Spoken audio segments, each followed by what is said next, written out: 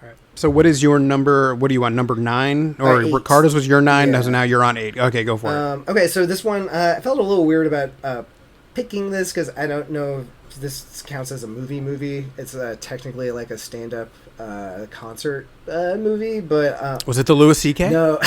Oh, did he come out with something this year? Hell yeah, bro. Oh, How do you wow. not know? I didn't even realize. Can I'm out of the loop with everything. Dude. But yeah, so it was not Louis C.K. Actually, my pick was, and this is probably on a lot of people's lists this year.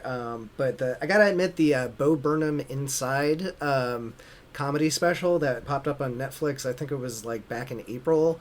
And Okay. I'll have to apologize because this is one of the few things on the list that made it from earlier in the year all the way to here. So since I've watched like 100 movies since then, it's a little foggy.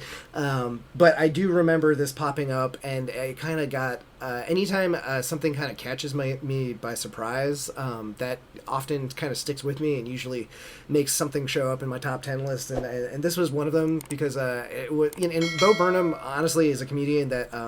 I never really used to do it for me. There's a lot of things that he used to do that I. He was kind of like a musical, right? Like he would do songs and stuff. Yeah, but his whole thing is like I don't know, kind of like annoying.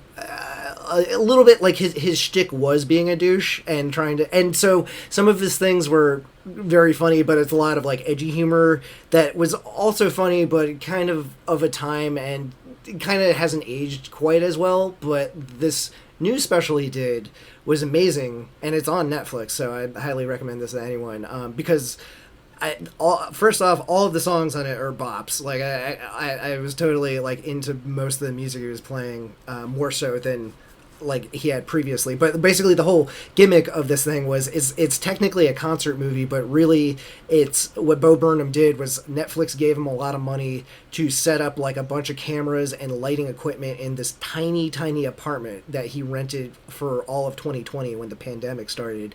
And then he basically recorded himself coming up with this entire show every day for like 8 months, and it's like one of those things where you like see him slowly go nuts, and like you see him kind of grow out the Kubrick beard, and like you see him like coming up with things, and like you see him like turn 30 and like kind of grapple with that, and kind of grapple with going through kind of the same shit a lot of people were going through in 2020 where things seemed really incredibly dark. So, and kind of you see him also have to grapple as a comedian with like how can it be funny in these dark times and all this other shit. And he does so amazingly. Like the songs are fucking hilarious, and I gotta say I love what he does with this minimalist setting. Like some of the lighting setups are brilliant, a lot of the bits are brilliant.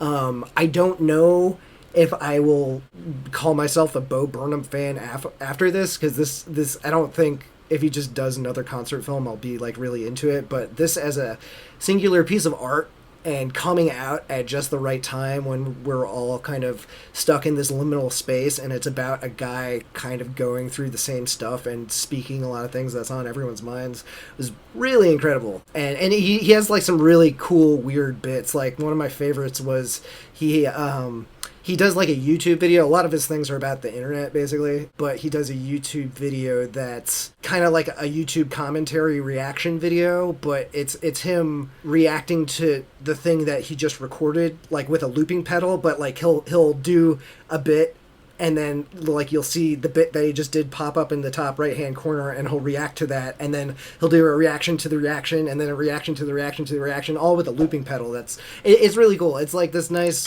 combo of this weird 2020 commentary, but also just good music and clever humor and stuff. And so it's very strange, but I definitely recommend it for anyone who's got a Netflix subscription.